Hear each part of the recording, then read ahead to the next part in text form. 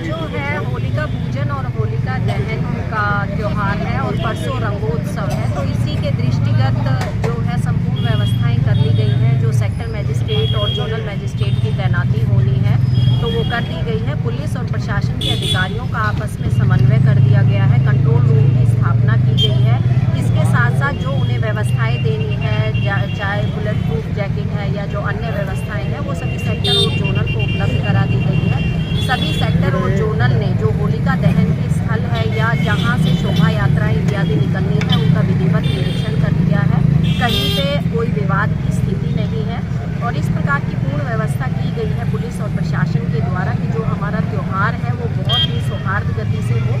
और इसके साथ जो विभिन्न शांति समिति की बैठकें चाहे थानों पे हुई थी या जो केंद्रीय समिति की बैठक हुई थी, उसमें दोनों जो पक्ष हैं उन्होंने आपसी सहमति से सब कुछ तय किया है। और जो है चाहे नमाज हो या रंगोत्सव का कार्यक्रम हो, तो उसमें जो हमारे अधिकारी निरंतर भ्रमणशील रहेंगे और जो दोनों चीज़ें हैं वो सकुशल रूप से और बहुत ही शांतिपूर्वक संपन्न कराएंगे। मैम, जिस तरीके से देखा गया है बहराइच काफ़ी सेंसिटिव रहा है बीते दिनों, तो जो उपद्रवी हैं या जो अवांछनीय तत्व हैं उनके लिए किस तरीके का संदेश प्रशासन की तरफ से आप देखिए, इसमें पुलिस के द्वारा बहुत अच्छी व्यवस्था की गई है आपकी बार, और उसमें जो निरोधात्मक कार्रवाई हुई है, चाहे गुंडा एक्ट में है या गैंगस्टर में है, जो जिला बदर की कार्रवाई होनी है वो सभी बड़े स्तर पर की गई है। जो हमारे जितने भी थाना अध्यक्ष हैं उन्होंने भी पूरे क्षेत्र का भ्रमण किया है और सबको स्पष्ट निर्देश दिए गए हैं कि जो भी कोई अराजक तत्व इस प्रकार की कोई गतिविधि करेगा तो 10 मिनट के अंदर उस पर कार्रवाई करनी सुनिश्चित की जाए। मैम, बहराइच की जनता से क्या अपील करेंगी जुम्मा और होली को?